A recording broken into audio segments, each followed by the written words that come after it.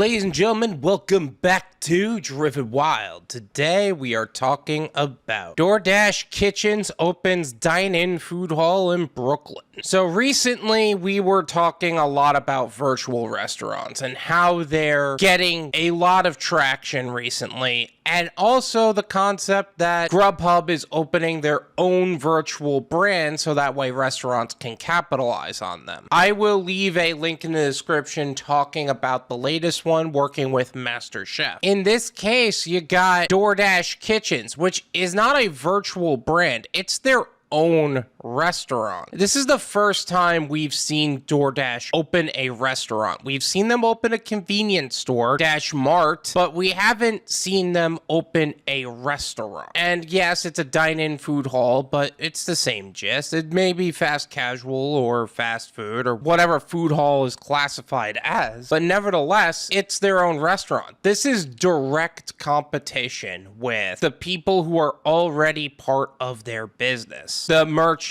This is raising a lot of concerns for me. I'm interested to talk a little bit about it. So with that said, let's get started. DoorDash, it's continuing its play for on-premises restaurant sales, this time with the opening of a food hall in New York City. So far, this is only in New York City, but usually they start in a highly populated place and then work their way outward, especially for concepts like this that require physical locations in order to do things. The downtown Brooklyn location, part of the restaurant aggregators DoorDash Kitchens initiative, offers foods from 5 restaurant brands, both local and national. The company announced Monday, May 2nd, the space includes a small seating area, and the food hall also fulfills pickup and delivery orders. So the food hall is kind of like the food court in a mall. There's a bunch of different places with a bunch of different kitchens. You can go in and eat there, but it also offers delivery. I'm starting to wonder if DoorDash is actually going to invade malls with this concept. Kind of like partnering with Simon Malls and then suddenly expands outward. It's very interesting to me so far. I'm not gonna lie, I thought about this, but less of a food hall concept, more of a DoorDash or Uber Eats, Grubhub lounge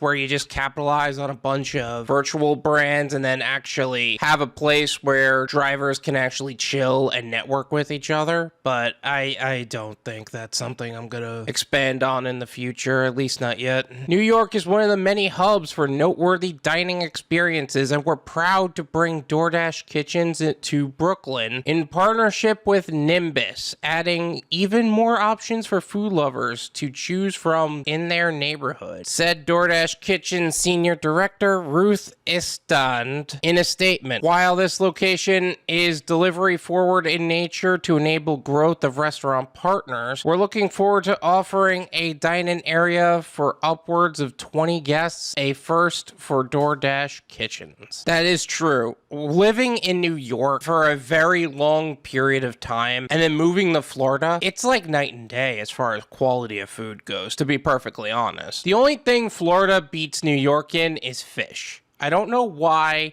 just fish. But I think it's a little small for the dine-in area. 20 guests? I feel like you're in New York. If this place is going to have places to actually sit, shouldn't it be a larger seating area? Or the fact that it is DoorDash, is that going to steer people away? I don't know. I feel like 20 is still a little small. The DoorDash Kitchens initiative began in 2019 with a pickup and delivery only service in Redwood City, California. And in 2021, the company opened its second such location in San Jose, California. So far, these locations have launched only with brands with brick and mortar locations, placing DoorDash Kitchens in competition with virtual brands on the platform. However, this dynamic could shift if future locations include virtual merchants, turning the relationship into a collaborative one. I don't think it's going to be collaborative. This is strictly competition with its own people. Most people are not a fan of DoorDash as a whole. That's why they were focusing on their white label program. Now they're trying to just nudge merchants off of the platform entirely. I don't know if that's going to really work out well for them, to be perfectly honest. I don't know. Maybe. We'll find out. We take pride in providing diners with fresh, delicious sushi, whether they're dining in or ordering to go. Chef Brian, executive chef and co-founder of Domo Domo, the restaurant at the Brooklyn Food Hall, said in a statement, "Partnering with DoorDash Kitchens is enabling us to meet customer demand in Brooklyn without fully committing to a second brick and mortar location." Okay, so what they're trying to express is that DoorDash Kitchens is more of a real estate play, less than them actually ordering. It's not so much them making a virtual brand for people to order from. This is, we bought a food hall and you can rent out space from the food hall in order to fulfill the demand you may or may not have. I feel you might be a little dependent on DoorDash in that, right? But hey, that's up to you. This kind of reminds me of how McDonald's,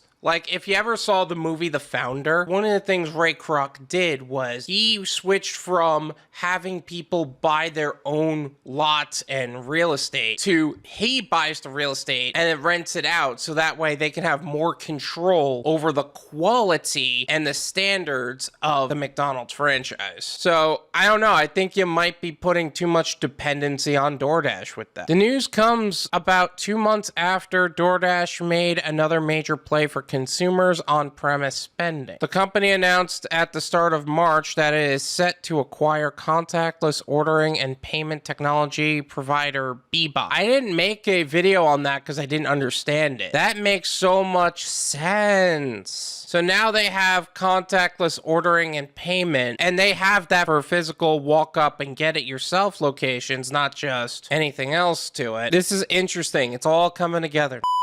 The in-store ordering software space is fairly fragmented. Tom Pickett, chief revenue officer at DoorDash, told Payments in an interview, "Vendors tend to focus on one subset of the problem, at-table QR code ordering, serving as a full POS or serving only enterprise merchants or small and medium-sized businesses. Bebop understands not only the software, but also in-store onboarding, implementation, and deployment. With Bebop, we're able to offer immediate value to merchants while integrating with their existing software." If the software is so good, why does the Dasher app still suck and crash all the time? Can we get down to the facts on that? I mean, I get what he's trying to say. A lot of systems with restaurants are shoddy at best, but you don't try to make it sound like you're an expert. You're not. Nearly a quarter of consumers order from DoorDash each month, according to research from the March-April edition of Payments Digital Divide series, the Digital Divide Regional Variations in U.S. Food Ordering Trends and Digital Adoption, created in collaboration with Software as a Service, Customer Experience Management, CXM Solutions provide Paytronics. Nearly a quarter of all consumers? That's impressive. I know that DoorDash has been 50+% of the market share for food delivery, but a quarter of all consumers? That's impressive. The study, which drew from a survey of more than 2,500 U.S. adults in February, found that 32% had used an aggregator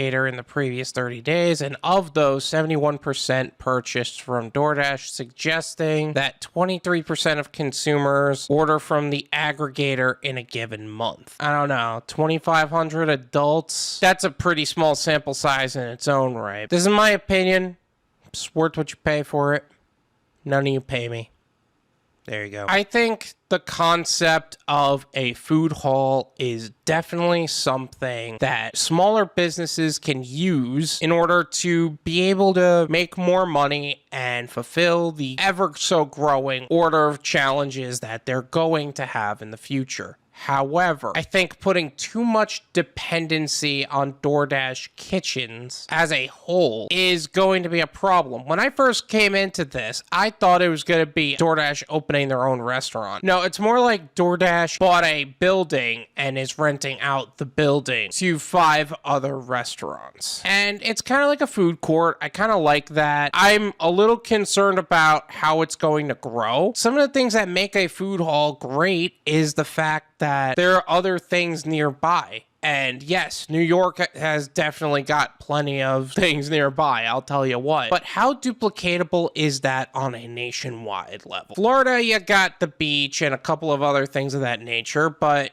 a lot of the food halls out here have a mall attached to them or have some sort of retail space. It's a little concerning for me, and I'm starting to wonder, what is DoorDash planning? Like, how much control is DoorDash going to have over small businesses with that? But you know what? This might be the half step that small businesses need in order to truly expand. Because one of the challenges of being able to franchise a small business is that it takes a lot of money in order to do that. But if you're taking out the fact that you're buying a whole other building or renting from a renter who doesn't really care if you make money or not, you're taking a lot of financial risk with that. This way, it's not so much a huge leap, so much as like a step into what would be a huge leap. I'm curious to see where this goes. I don't know if I want it to expand at nationwide level, but it seems to be doing well in New York and California. So we'll see where that takes us in the future. Thank you so much for watching. I really appreciate it. As always, make sure to hit the like button, subscribe if you're new, and I'll see you guys next time. Peace.